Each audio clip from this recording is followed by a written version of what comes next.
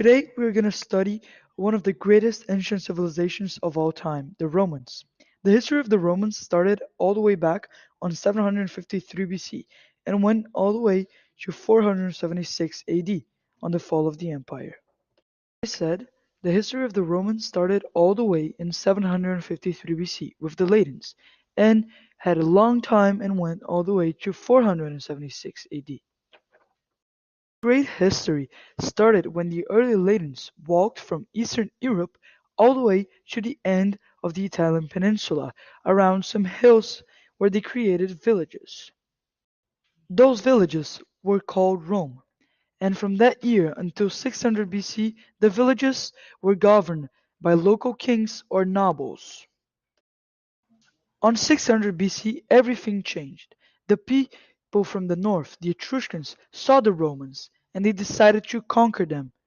Unfortunately, the Romans didn't stand a chance. So, on 600 BC, the Romans and Etruscans went for battle. The Etruscans easily won and conquered the Romans. But they weren't bad for them. They created a wall for protection around the city. They even created swamp drainers and sewer drainers for the Romans. The Romans even adopted the Etruscan alphabet, which is extremely similar to the ones we use nowadays. We can say that it influenced our cultures. Now, let's talk about the Roman Republic.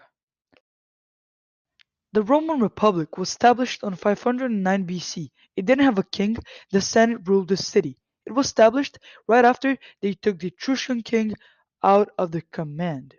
The Senate was composed of senators.